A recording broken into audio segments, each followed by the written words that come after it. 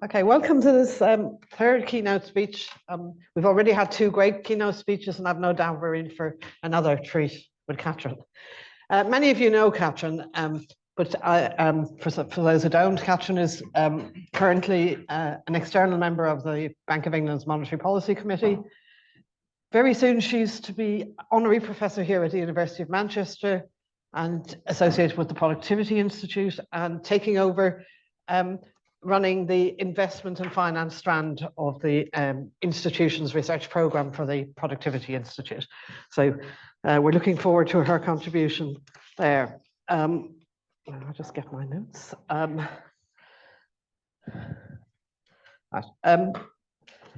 Catherine's associated with so many different institutions, I have to look this up. So she's had senior positions at Citibank, OECD, Brandeis University, the Peterson Institute for International Economics, and the Federal Reserve Board.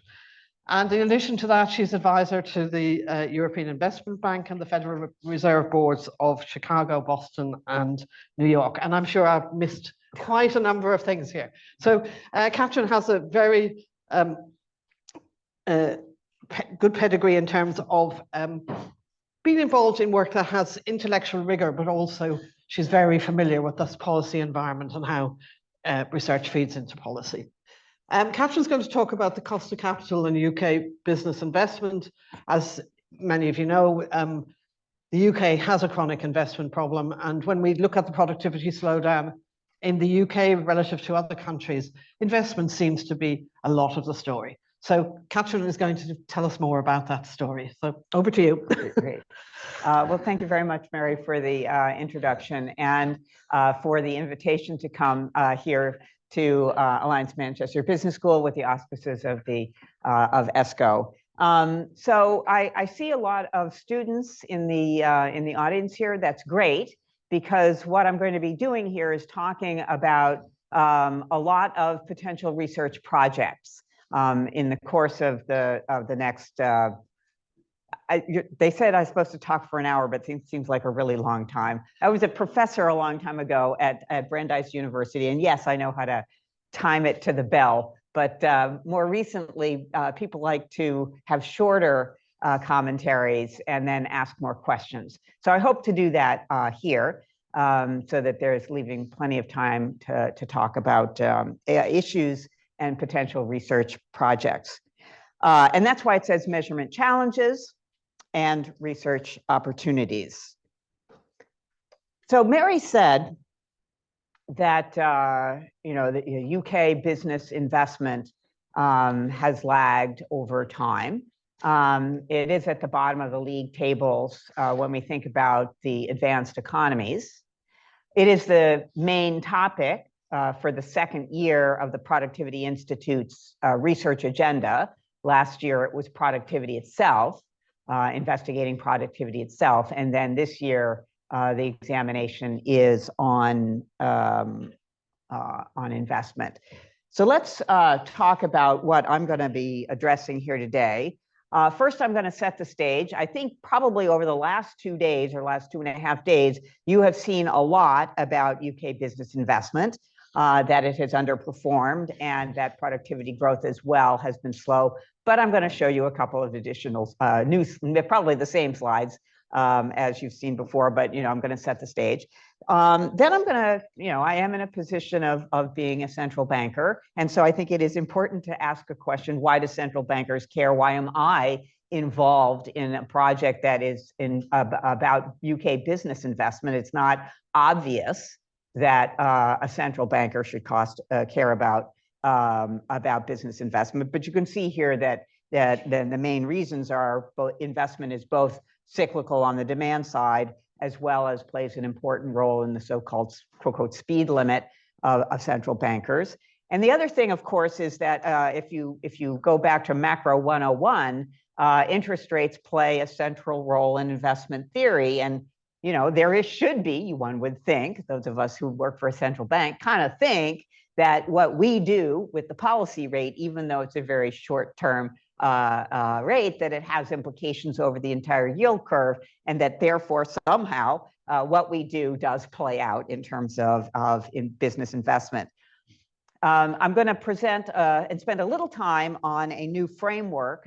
This is illustrated and discussed in more detail in a paper that was just issued out of NISR and the Productivity Institute as well in about 2 or 3 weeks ago. In this framework, I have 3 separate actors and 3 separate analytical perspectives that I pull together because when we think about it, these 3 ways of thinking about the business investment decision-making strategy have to be working together in order to actually end up with investment outturns. And those 3 different perspectives, analytical perspectives and actors are economists, because that's who at least I am, and I think there's some of you guys out there are economists as well, but also managers play a very important role in the decision-making process, and I know there's probably some business managers out there. And then, of course, the third player is financiers, financial investors, who, in the absence of internal funds, which of course are important as well, are the ones who finance business investment or finance other types of investment. So we'll spend a little time on that framework. At that point, I will start to drill down into the centrality of the cost of capital, because there are a lot of measurement issues associated with the cost of capital that I think it's important to bring this out when we try to start to develop a broader model of business investment. The centrality of the cost of capital means you have to choose which measure of cost of capital are you going to be using in your regression framework or your analytical framework. And the research makes clear that it matters which one you use and how you use it. And so we'll talk a little bit about that. And then we'll end up with talking about some research opportunities. So setting our stage. So here's the picture that you probably have seen several times over the course of the last 3 days, that UK total investment, gross fixed capital formation as a share of GDP, has underperformed the international peers. So the bright line there is UK. It's at the bottom of the set of players there that goes from 1980 up to the present. Doesn't mean that there haven't been times when UK investment has been okay in the middle there, but by and large, UK total fixed capital formation has deteriorated. So what about the relationship between business investment and productivity growth? So this one, and why do central banks care? So on the right-hand side, there are different time periods for TFP, or multi-factor productivity growth. And you can see basically in the aqua bars, the extent to which there's been a deterioration in TFP over this time period, the orange bar being the average for the entire sample period. Yes, there have been some periods where it's been higher, 97 to 2001, which is the middle bar that looks the best there in aqua, but it has deteriorated substantially, whether we take the GFC to Brexit or post-Brexit. Okay, so we have a TFP problem. On the left-hand side is business investment as a share of GDP. It has trended down with some cyclical variation. Now, the reason why, again, why do central banks care, and what do we mean by a speed limit? So the speed limit that central banks face is the supply side growth, the rate of growth of potential output. And the rate of growth of potential output, at least in the kind of the macro 101 way of formulating it, is potential output is TFP growth times growth in a function of growth in capital and labor, A, F, K of L. In other words, a standard, very simple way of thinking about rate of growth of potential output, level of potential output, and then rate of growth of potential output.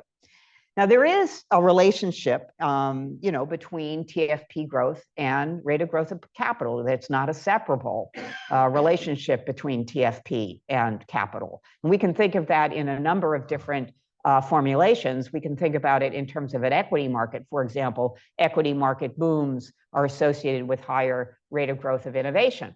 And TFP has, TFP is innovation. in terms of different vocabulary words that we can use for the same concept. So there is a correlation between capital growth and TFP growth.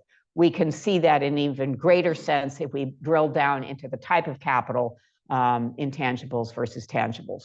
So it matters what's happening to business investment and TFP growth.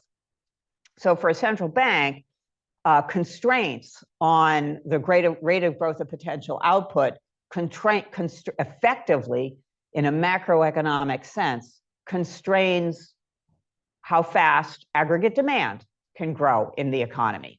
And central bankers are charged with, at least in the UK, our remit is price stability, which is determined to be at a 2% CPI, rate of growth of CPI, in 2% inflation. And so if the rate of growth of potential output is slow, then in order to achieve that price stability objective, aggregate demand has to be constrained to be at the same rate of growth of potential output. So we care a lot about how capital and innovation are together driving rate of growth of potential output. Labor, of course, does matter as well. In our supply stock take, which was in February, we discussed both labor growth as well as capital growth in the stock take in the monetary policy report in February. And we evaluated that again in the monetary policy report that was just issued, because there was a big change in the rate of growth of labor supply between February and May, because of the new population statistics that were made available from ONS. So labor matters too. I'm not going to say it doesn't, but we're going to focus here today on investment. So let's now move to my framework for analysis. And again, more details on this are in the NISR Productivity Commission paper.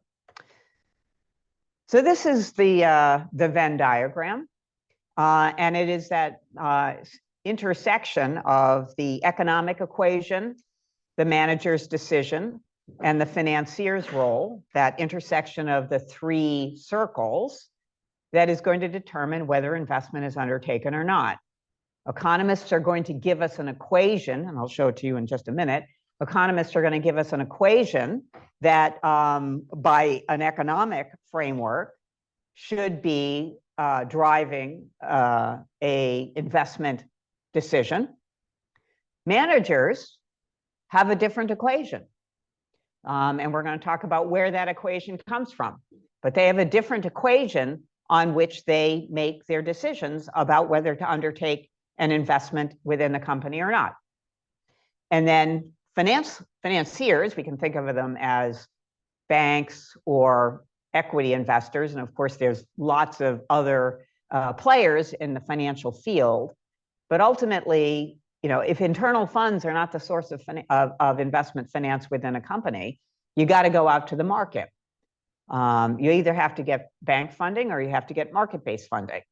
And the financiers have their own equation as to whether, it's sets of equations, as to whether or not they're going to finance an investment. And it's only when these three of them kind of add up in the center of that overlapping in Venn diagrams that we're actually going to get investment undertaken. Even then, the outcome is not clearly going to be business investment. So you can see those two boxes there. Investment can be undertaken that is not financial, that is not real. It's not tangible and it's not intangible. It's rather investment that's undertaken in the form of a financial investment, mergers and acquisitions, buybacks, dividends, or for that matter, cash buffers. That's a type of investment, is to retain cash buffers. And it's so from the standpoint, excuse me, from the standpoint of why central banks care, I mean, we care about both of these things. But if we think about the rate of growth of potential output as ultimately, the rock bottom of why we care about business investment, we care about that left-hand box because that's the source of the capacity of the economy to grow in a non-inflationary way. So let's get down a little bit into the various equations that are in each one of these circles. So the economist business investment equation is it's familiar to probably everybody. I mean, all of these are going to be familiar to all of you, I think. It's putting them together that I think is an innovation in the way we think, because it's going to end up being an innovation in the type of empirical analysis and the extent to which you kind of look for explanatory variables for the driving the investment decision. So the economist business equation, present discounted value of investment, is it positive or not? Where does it come from? It comes from the set of cash flows. Okay, we write that down all the time. It's a set of cash flows. But what determines those cash flows? Market size, market growth, the degree of competition. Competition is a very important ingredient. And you can get cash flows either by higher volumes or higher prices. And those are two different ways of getting the same cash flow, but they have different implications for business investment strategies.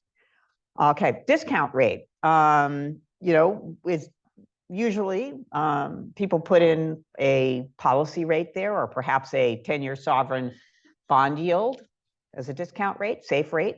But the question is whether that's the right rate to use. It tends to be in a PDV calculation. That's what people use. But if you take this to decision-making in the real world, we need to think about what discount rate to use, what rate to discount the cash flows. Horizon, that again is a very important ingredient. And the horizon over which you want to discount these cash flows, could be infinite. It could be the length. It could be the accounting life of the asset. It could be an economic life of the asset. It could be the manager's life of their incentive compensation plan. So there are lots of different possibilities about where you get your actual choice of horizon. Lots of different places where we can integrate uncertainty into this equation, and the bottom line there, opportunity cost. It's always important to keep in mind that there's an alternative use of the funds that could possibly be allocated to this business investment decision, and those alternative uses of funds could either have a lower discount rate or a lower cost of capital, could have a shorter horizon, it could have less uncertainty about cash flows. Now, the manager's decision to undertake a business investment, there are lots of different ways of thinking about what do managers care about. Do they care about revenues? Do they care about earnings? Do they care about returns on capital? And all of these need to be considered in the context of what I'm putting out as the benchmark economist equation. So how are managers different? Managers have inside information. They presumably know a little bit more about how the company works, how the investment might be integrated into the ongoing operations of the firm. They can provide guidance to the market, to the potential financiers about prospects for an investment. I get back again to this notion that for managers' decision-making, undertake business investment or any alternative, market characteristics matter because they affect the capacity of the firm to have pricing power. And so prices matter, and quantities matter instead. The research is pretty clear that in an environment where there is less competition, prices there's more pricing power, and there's less investment because you don't have to compete for market quantities, because you as a monopolist or as a less competitive marketplace, you don't have to compete for market size. Accounting is very important for managers, right? Economists, maybe not so much, but economists, for managers, accounting is very important. I don't know if somebody's phone is ringing. There's a degree to which managers are, required to make certain accounting requirements.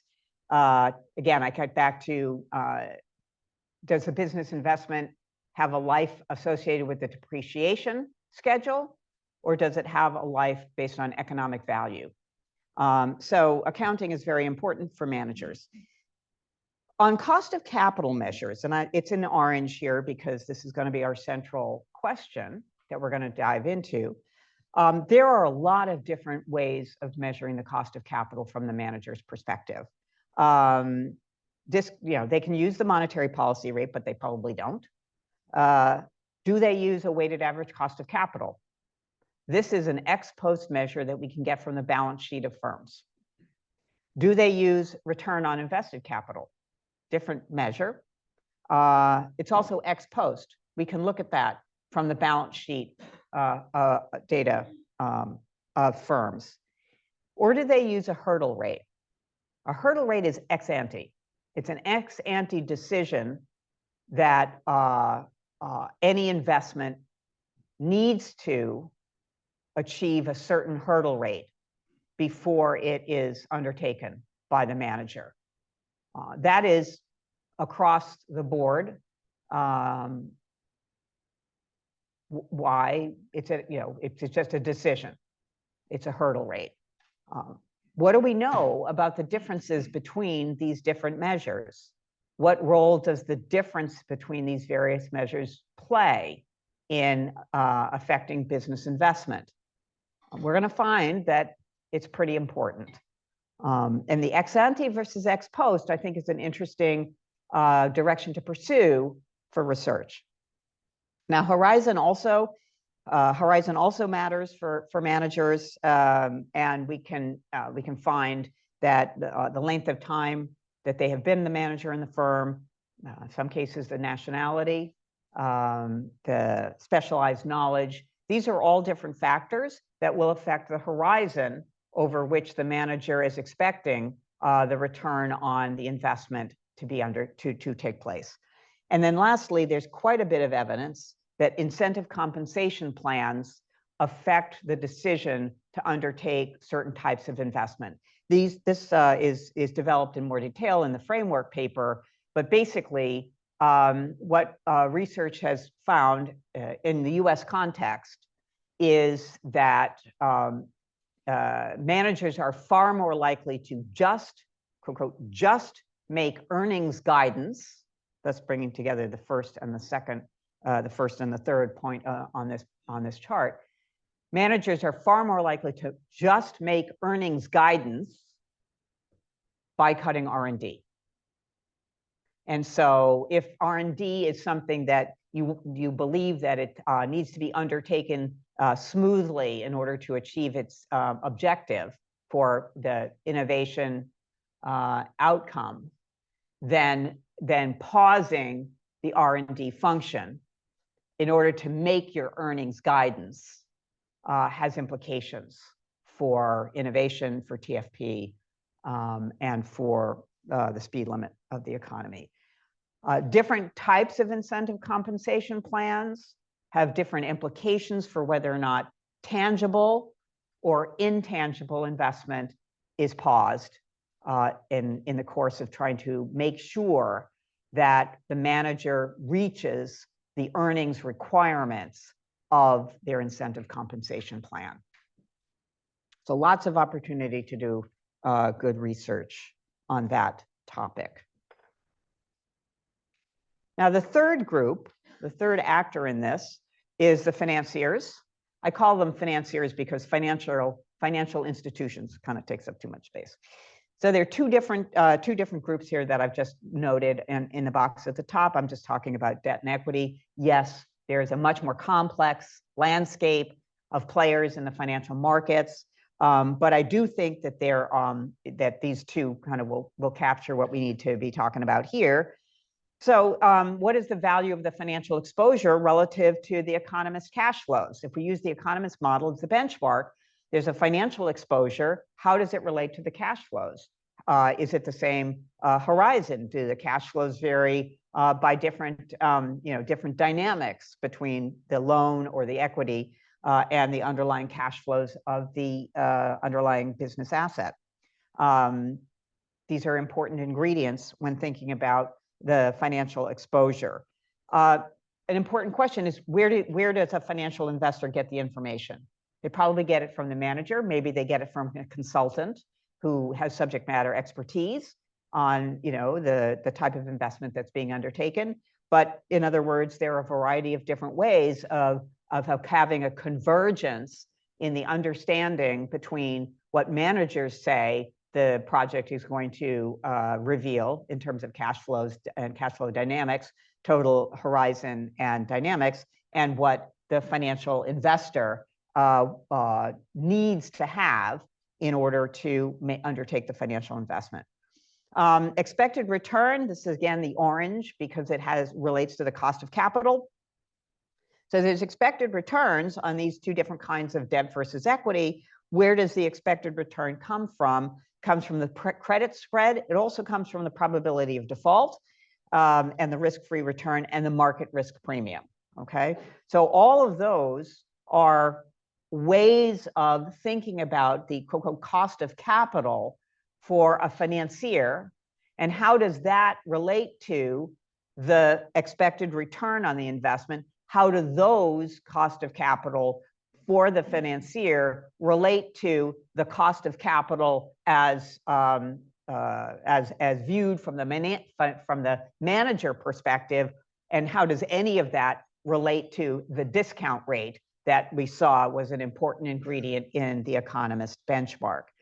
Horizon, again, potentially very different roles and horizons for financiers relative to managers or the economist benchmark. Now this bullet here, financier as intermediary versus as ultimate beneficial owner. In the UK firms are owned, the financial ownership of UK firms is financially concentrated. And the numbers are in the Neser paper. Individual firms in the UK, the top 3 financial owners own more than 20% of the individual UK firms. So there's, from an FDI perspective, where usually 10% is the cutoff between ownership and control versus portfolio ownership and no control. So financiers in the UK foreign and domestic financiers are concentrated owners of UK firms. And 60% of UK firms are owned by domestic and foreign financiers. So financial ownership and the incentives and the process by which financial firms engage with management of UK firms is a very important area for research, because these firms are not intermediaries, they are owners. And thinking about how their view of business investment strategy at the firm level may be congruent to business investment strategies of managers and for broader social outcomes. Very important area for consideration. I'm not going to go into that here, but it is something that is a very important area for work. All right, let's dig down into these costs of capital. So here are a whole bunch of costs of capital. And so what we've done here is, these are all the different ways that managers, that ex post, ex ante, economists, financiers, which one are you going to pick here to use in your econometric equation? Which one of these are you going to pick as the discount rate in the economist benchmark model? Which one of these are you going to pick if you're a manager? Well, I can give you some guidance on this. And the sources, the net rate of return on the PNF, private non-financial companies, PNFCs, that's the ONS measure. Okay, so we've got a measure that comes from comes from you out there, and this net operating surplus over net capital stock. That's the definition. So that's pretty high. But even above that, you can see the dots called hurdle rate. So we used a decision maker panel, and actually a survey in 2016, which was a precursor to the decision maker panel. Decision maker panel, 14,000 firms jointly, Nottingham and Bank of England. We survey them every month. We ask them lots of different questions and lots of different questions in general. But the one here is on their hurdle rate. So this is asking companies, do you use a hurdle rate? And if so, what is it? And this is what they come up with. And you can see that if the hurdle rate, or for that matter, the net rate of return, either one of these, if this is the one that is being used by managers or financiers, or the discount rate in the economist equation, if this is the one that actually is the most important ingredient in a business investment equation, then we'll get less business investment than otherwise, than any of the other indicators that you have there. Weighted average cost of capital is both equity and debt. You can see the two components there in cost of equity in orange, cost of debt in pink. These are ex post. These are off the balance sheet of firms. And if those were the drivers of business investment, you would have more of it. If we think there's elasticity of the right sign. So there's a very big, and then of course bank rate down there in purple, well below. So if that's the discount rate that's used in an economist equation, you get lots of investment. Right? Now, again, looking at these in kind of a couple of different ways, again, hurdle rate is ex ante, and I think that's a very important thing to remember. This is a target rate of return in advance of undertaking any investment that by its name, hurdle rate, a project would have to achieve prior to being undertaken. And so, something to consider there. Bank rate, much lower. The other three, everything else there is ex post. Ex post. So there's a big gap, there's a big premium between hurdle, ex ante, and the ex post outcomes with weighted average cost of capital or return on invested capital. And that premium is going to be relevant when thinking about what kinds of information to put in your equations. Gordon, there's a research group at the University of Chicago that has a lot of information from earnings calls. And using US data, they have found that not only the level of the hurdle rate, but the gap between hurdle and any of the ex posts, whether you use WACC or either of the other two, equity and debt separately, the gap is also a very important determinant of business investment in the US. This hasn't yet been undertaken as a research project on UK data, but you can see we can do it. And it's a very important thing to consider because you can also see that the gap varies. So you have time varying ex ante hurdle, you have time varying levels of weighted average cost of capital and other measures ex post. You have gaps that vary over time as well. So there's a lot of variation that becomes a hypothesis about how any of that affects business investment.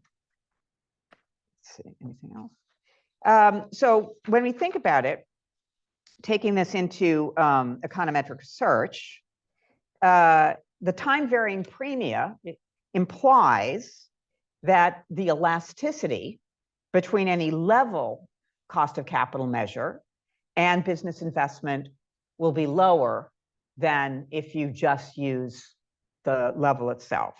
So the presence of such premia in here will influence, the reason why I care about this, the presence of this premia, but the gaps between these various measures, the presence of this premia means that the transmission of monetary policy to financial conditions and therefore to business investment in the real economy, both on the supply and the demand side, that affects my transmission mechanism. So I care about the gaps between the top of this diagram and the thing that I have control over, which is the bank rate, because that premia is affecting the transmission mechanism of monetary policy. So not only do I care about this as kind of an interesting econometric exercise, from a policy perspective, I care about it as well. So let's dig down a little bit more. So what more do we know about these cost of capital measures? So you can see from the title there, not only, I've already mentioned how concentrated financial investors are in the UK business climate.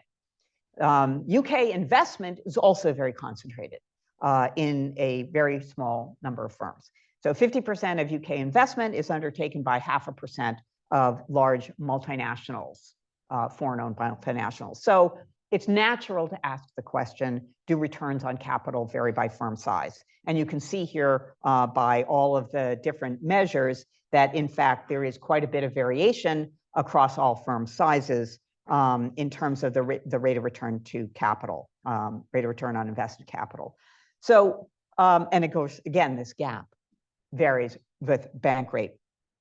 So I think it's an interesting point because it has been, it's an interesting question, is if we look at large firms, which is in green, and very large firms, which is in yellow, you can see there's quite a bit of a gap in return on invested capital.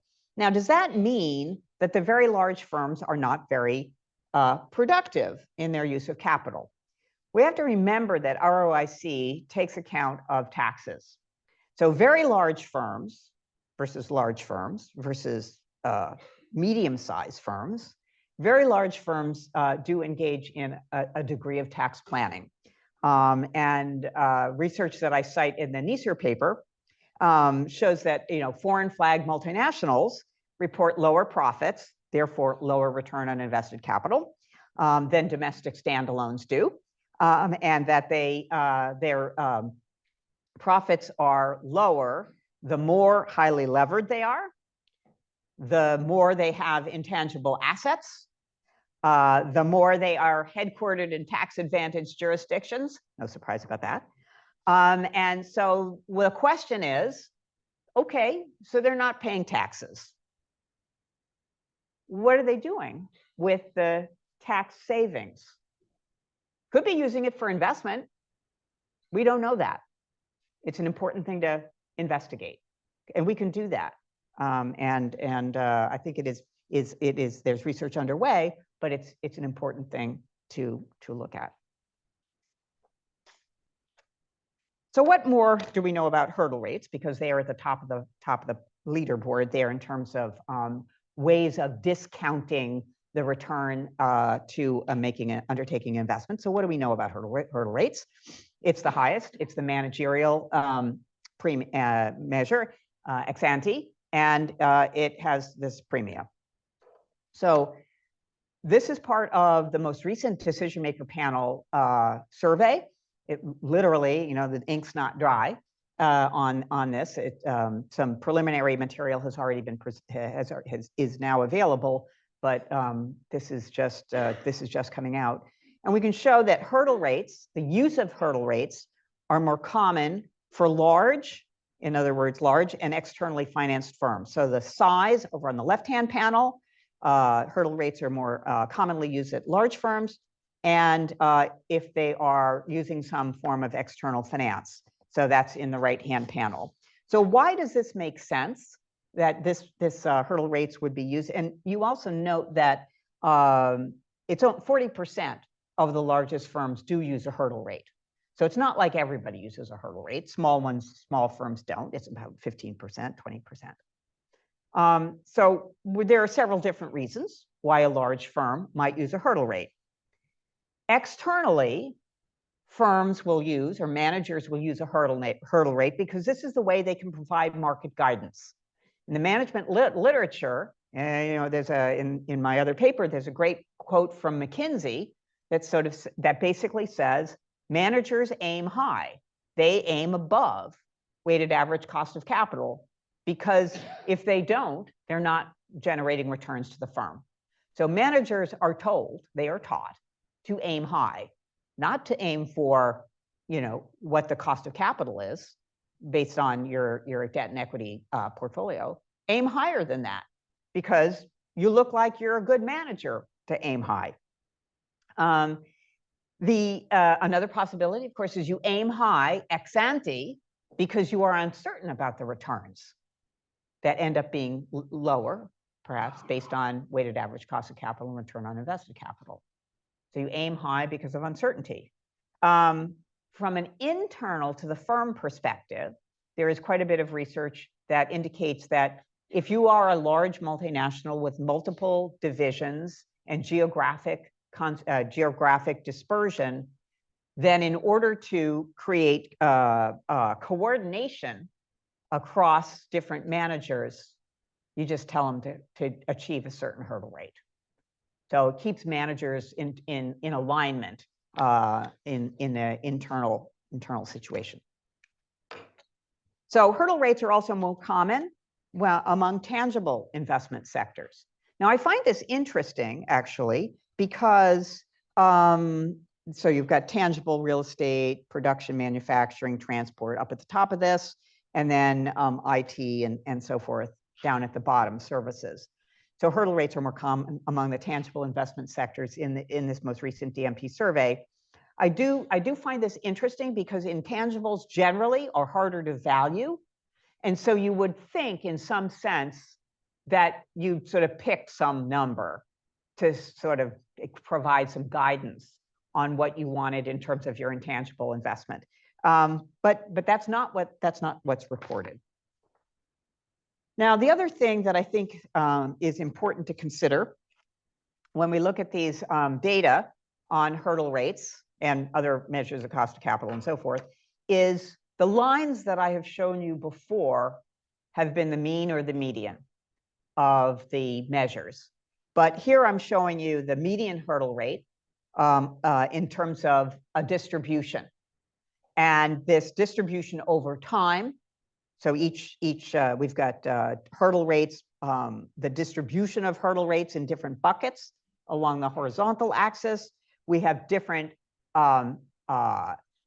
snapshots in each one of the bars. The initial snapshot is the aqua bar in 2016, and then the most recent 2024 DMP is in the orange, or I guess it's gold.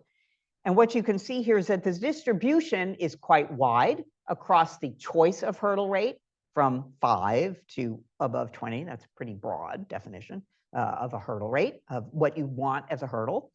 And it also changes over time. The distribution has shifted during this hiking cycle, but by a lot less than the change in bank rate. So the premia is narrowing, but it's still there. You can also see that in the center part of the distribution, there hasn't been that much change in the choice of hurdle. So there is a lot of stickiness in the hurdle rates.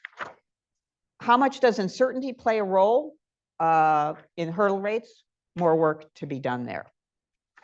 So let me finish by going through a couple of slides that take these data and some other research to implications for business investment.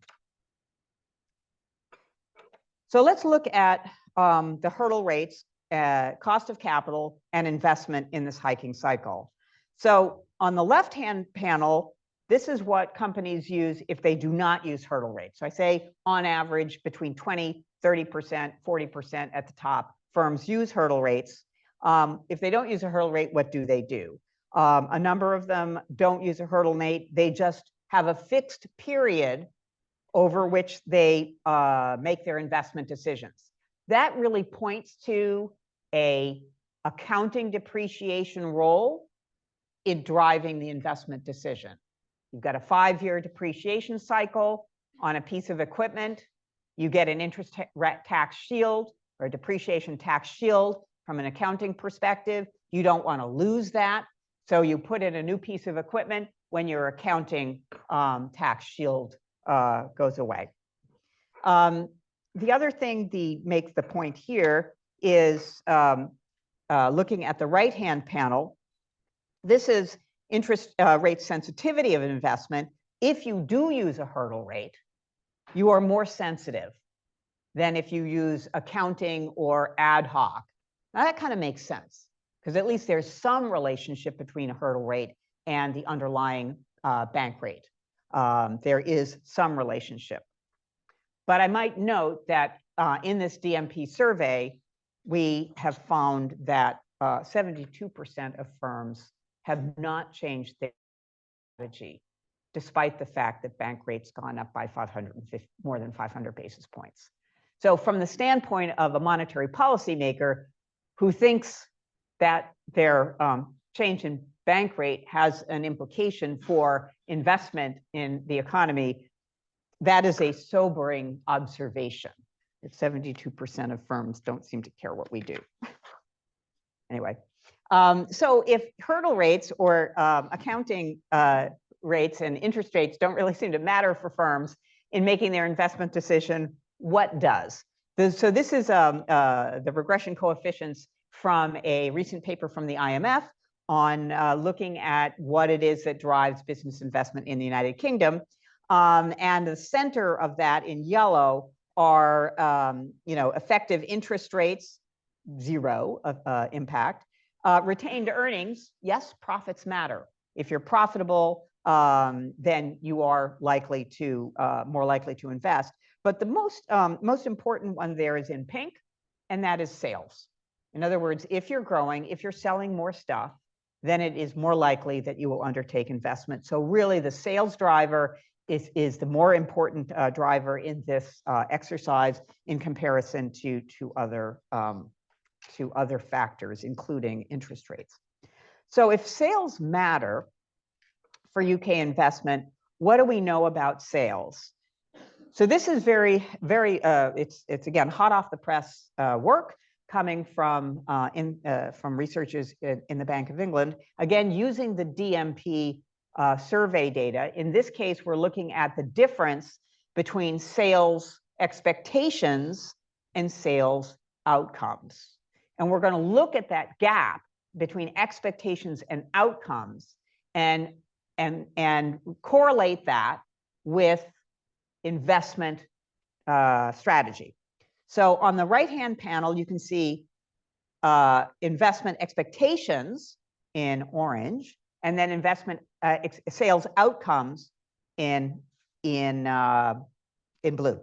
So what you're seeing there is sales growth surprises, which is the difference between those two, which you can see in the left-hand panel, that sales growth surprises are centered around zero. They have a fairly large variance. And that variance is going to be important to tell us a relationship to business investment. They are not significantly autocorrelated. They have contemporaneous, they are related to changes in profits and profitability, which the IMF paper that I just showed you suggests is important. And that the gap between outcomes and expectations, the larger is the gap, the more firms learn about their actual sales conditions. So large gaps, we often think of as being bad. They were missing. Actually, the correlation between expected and actual is 0.7. So, they're not perfect, but they're, not too bad in terms of their overall expectations. But the variation in the gap between sales expectations and sales outcomes help firms learn about their actual market conditions. And so when we then ask the question, of how do these sales surprises correlate with investment decisions and investment outcomes, so the marginal propensity to invest, these is, again, the regression coefficients, looking at the aggregate sample of firms in orange. So on average, a 1% unexpected sales surprise, so it's a surprise, so it's unexpected, increases investment by 0.3. So that's an interesting relationship between how firms learn about their sales conditions and how they invest into their sales outcome, their investment outcomes. The two aqua bars show that the firms that are state dependent, that they are learning more, they're state dependent pricing, so they're attentive to their sales conditions, they pay attention to the surprises that they're getting, and they make their investment decisions with a higher marginal propensity to invest for firms that are state dependent pricers. Now, uncertainty increases a firm's reaction to sales growth surprises. So the more uncertain they are, that means they don't know about their market environment. The sales surprises are larger. They learn more. They invest into that. Now, not shown on this chart, but in the broader regression undertakings that are associated with this paper forthcoming, what about the role for the cost of capital? There's no statistical relationship between measures of financial constraints and firm investment. Now, financial constraints are not exactly the same as the cost of capital, so more could be done looking specifically at the cost of capital. So to conclude, cost of capital and business investment, measurement and research opportunities. So on the measurement side of cost of capital, at the firm level, we really need to expose, the differences between the ex post measures and the ex ante measures, and really investigate more about this gap, the dispersion across these measures versus the average, and the premia that exist between the various measures and the role that plays in its investment. Financial markets, I didn't talk about them so much. I put that in the financier's role, but as again, the bank hurdle rate, the equity hurdle rate, and ownership concentrations, which I did dig into a little bit, pays a very research opportunity there.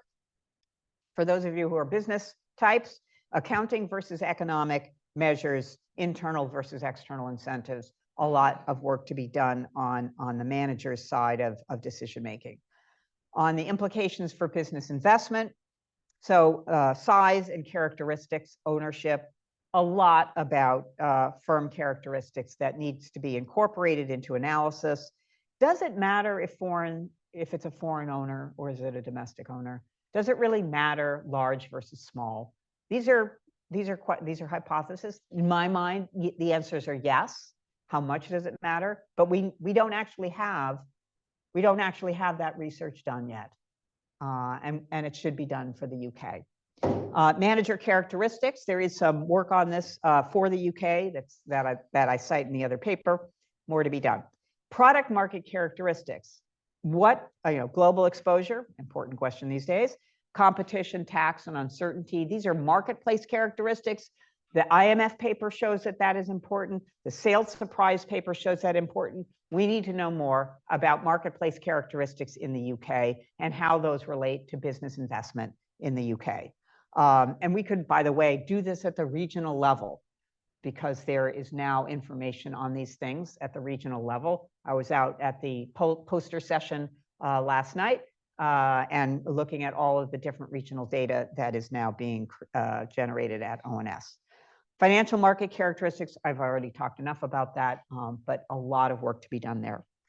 So thank you very much. I'd be very happy to answer questions.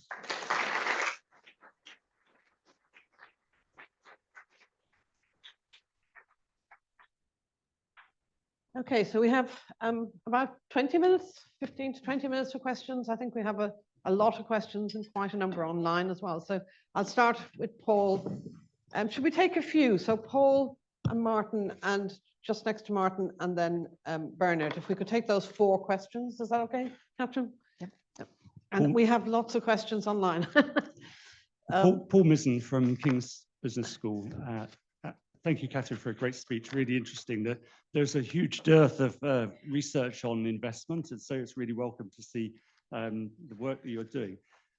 I wanted to pick up on something towards the end of your speech, where you observe the expectations of sales and the outcomes. And I think it's true to say that for almost all variables that we survey in the decision maker panel, the expectation is less dispersed than the actual.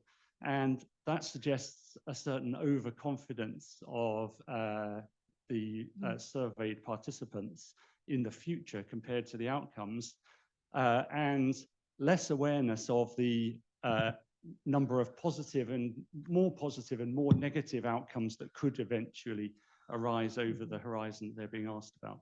So I wonder whether you've looked at all at the investment surprises versus sales surprises. I think you regressed gross investment against the surprises, but look at the surprises themselves in investment and against the surprises in sales, and also regress that against the surprises in prices, because I think that's another factor. One of the things that's perhaps a little bit difficult to establish is whether the sales are in fact nominal or real.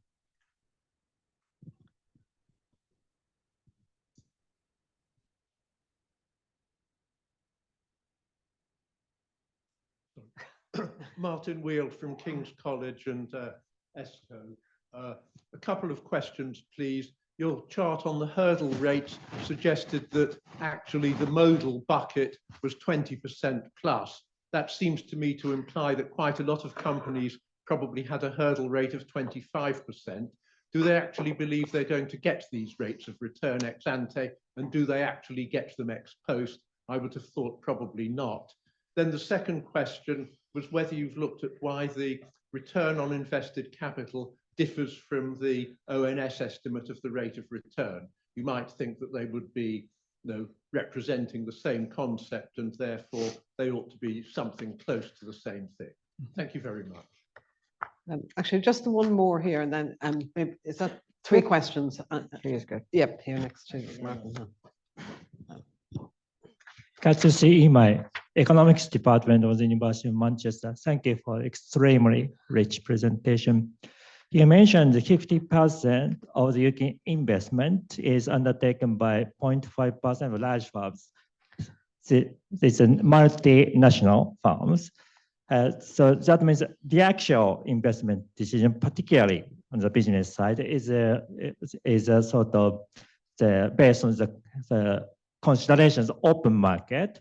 So that means, so you show the Venn diagram consisting of 3 factors, but that would apply for the Germany, the USA, or other countries, and so that 0.5 large investment multinationals are actually making a very complicated so investment decision, not only about the exchange rate, but various factors, right? So my question is, so once you take into account the open economy aspect, so your argument on the cost of capital or so other points will be changed or not? Thank you. Okay, Catherine, do you want Yeah. to Yeah. answer those? Okay. So in terms of the first question, I think so overconfidence, yes, but the distribution of expectations was very tight, but it wasn't shifted to the right. So in some sense, they are confident about what they think that they're going to get, but they're not overconfident in that they don't think everybody's above average, right? You know, this isn't Lake Wobegon where everybody's above average. So in terms of outcomes, yeah. So, but it's, you know, but 0.7 is not too bad. You know, 0.7 not too bad. The note to take the investment surprises and go backwards, definitely worthwhile. I will tell the folks to think about that. They have used the price data, the price realization data to deflate the sales. So actually that's real sales that we're looking at there. A very important consideration because as I said, I actually think it's important to do those two separately, nominal sales and prices, because as I say, other research indicates that depending on the degree of competition in the marketplace, investment will be undertaken relatively more by firms that are in a competitive environment and who therefore compete on market positioning, which would show up in Q, not P. And if it's less competitive, they don't have to compete for market share, so they can generate sales off of P instead of Q, or relatively more on delta P instead of delta Q. So, but in terms of so more work to be done, stripping out something that they put together in terms of generating real sales.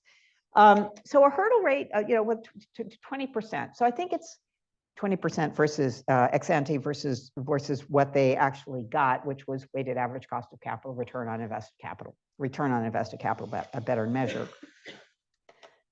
So I think the question here is how much of that hurdle is risk premia or uncertainty premia, the probability of the investment not playing out.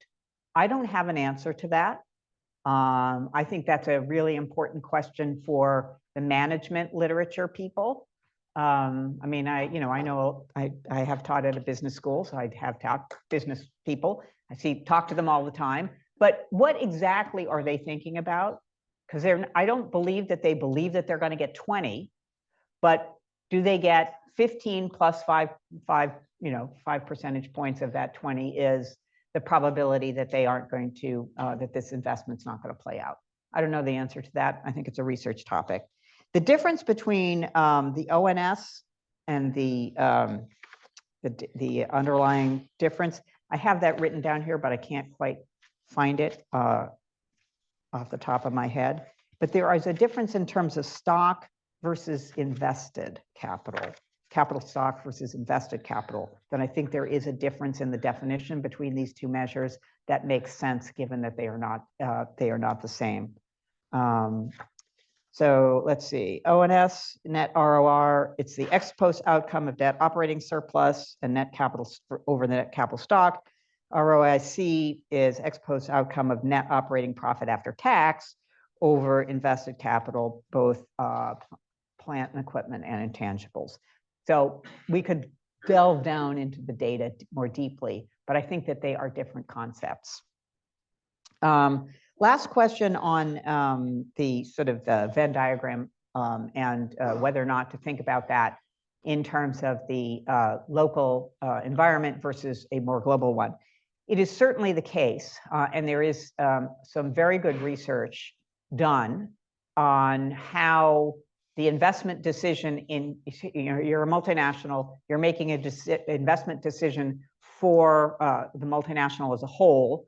So the competing debt, not only are you competing between financial investment and real investment within a country A's real investment is competing with potential real investment in country B, country C, and country D, and that overall decision is going to be relevant for how much investment is undertaken in country A. So there is work that I think I cite in the NISR paper that does evaluate how, that notes how the hypothesis of geographic choices matters across supply chain issues, as well as some other issues having to do with taxes, I think. Okay. Other questions? I think there's quite a number. So I think Bernard is next, but before then, there's a few online. Okay. Quite a few of them, anonymous, are asking how you vote in the MPC. I'm not asking. And then there's a few on how Brexit, inflation, and what role does the cost of capital play in determining the level of investment in research and development? Well, you touched on that a little bit. What financial ratios do financiers typically analyze to evaluate the viability of a business investment? So maybe you can add a little bit there. And then there's another question on how you're going to vote. Right. Okay. Well, of course, I'm here to talk about cost of capital and business investment. I'm not here to talk about my voting patterns. So with regard to Brexit, I refer you to the IMF paper that does show that Brexit had an impact on investment in the UK. And there's also, of course, references in the monetary policy reports that reference back to the original paper that was done at the Bank of England on prospects for business investment and economic activity in the UK following the vote, and that the evolution of the trade impact has happened a little bit faster than the original paper thought was going to be the case. On cost of capital and R&D, I didn't reference a specific cost of capital that differs for R&D versus other activities, but that is something that there are other papers that will look into those specific numbers. Financial ratios. Well, I gave you a whole set on one of those charts that are relevant. Are they the only financial ratios that people would look at when making making decisions on whether to undertake a business investment or a financial investment? I think there's probably a whole course on that, right? Okay, so Bernard, you next. Please keep the question short. We'll take a few again. Very short, because actually somebody asked my question to some extent, which was that Brexit on the IMF paper. I was interested. I just wondered whether you could say anything more with respect to that, about whether that is considered to be a short, medium-term effect, or whether that is going to contribute to a long-term effect, because in a sense you referred to sort of some ex-ante analysis, and can we say a little bit more ex post or where we're going? Thank you. Yes, if you just go up that side, yeah. I was just going to ask about, when it comes to essentially the changes that were introduced after the global financial crisis, the regulatory changes and increased capital requirements on banks, and whether that, plays out in the data.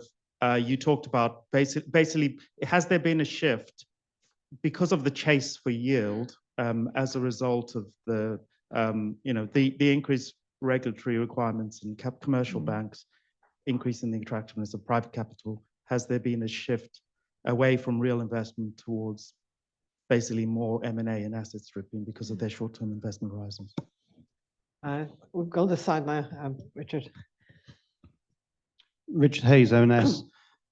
imagining a hurdle rate is being set by a CFO who's setting a benchmark rate of about 20% in the knowledge that his management team are delivering something that looks like, from your data, more in the region of 10.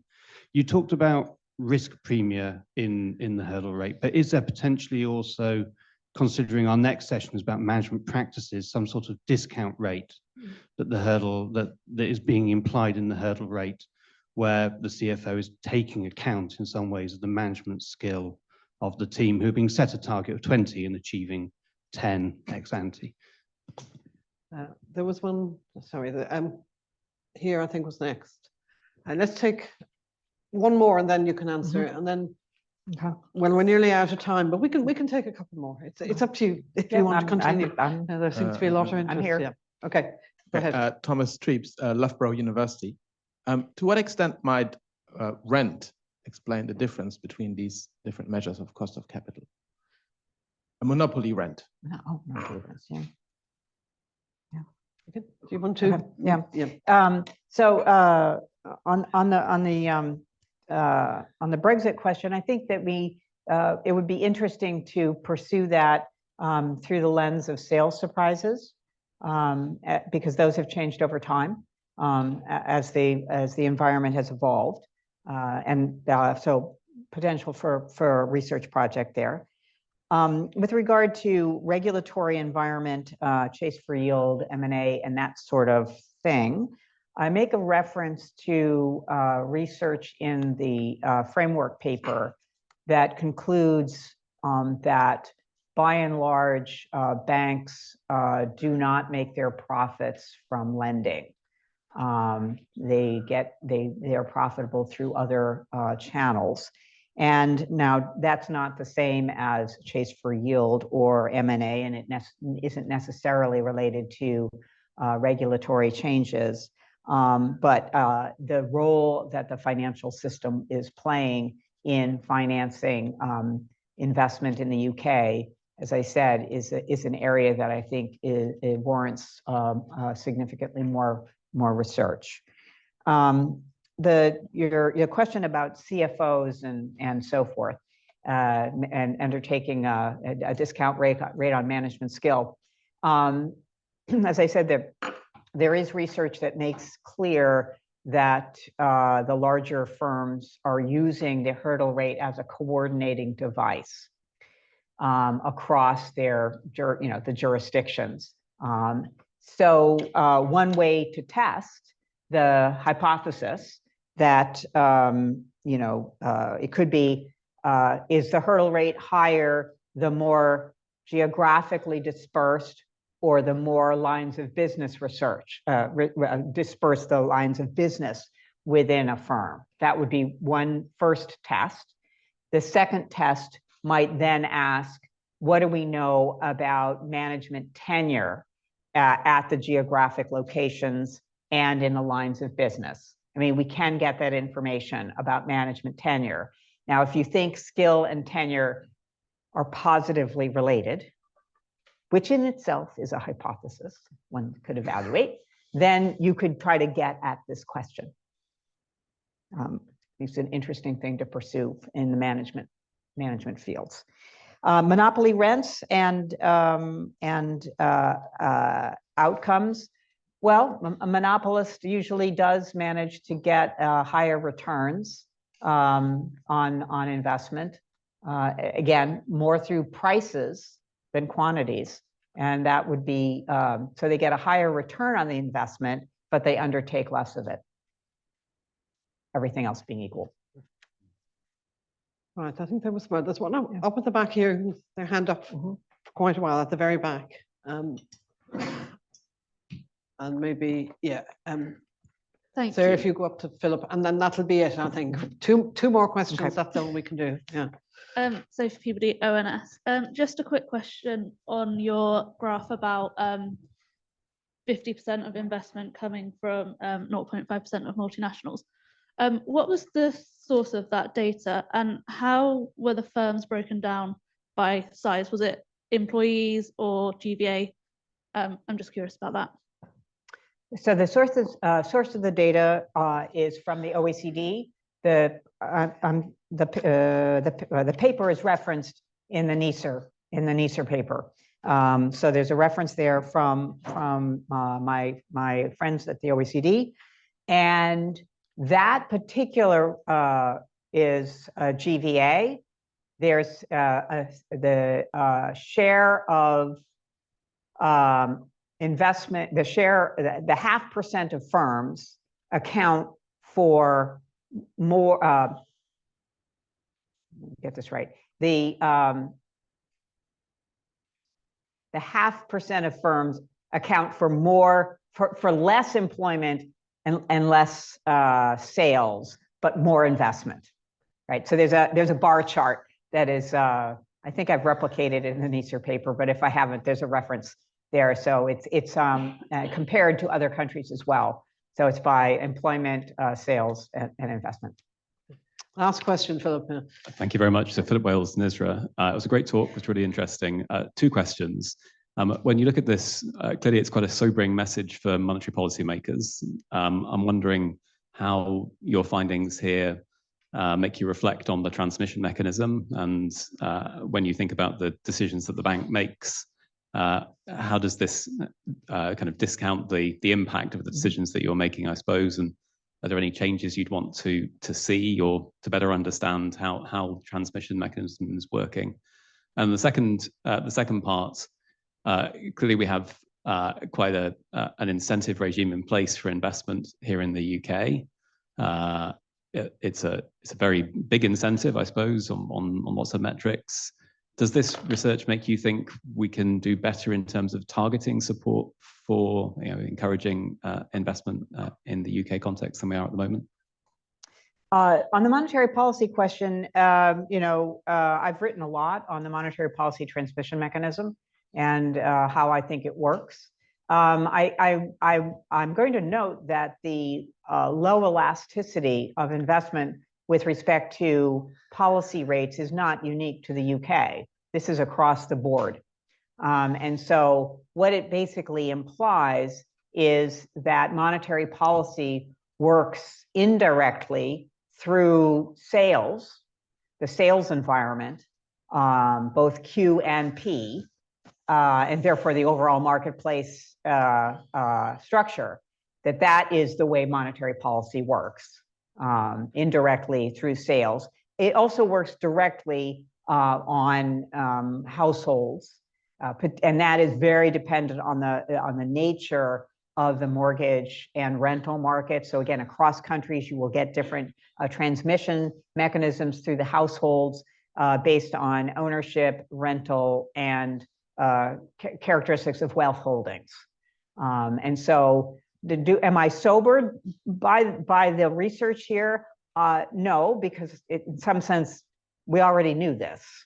But I think it's important because it does highlight the way in which monetary policy transmission works, the way it works through financial conditions, the way it works indirectly on the overall economy. Okay.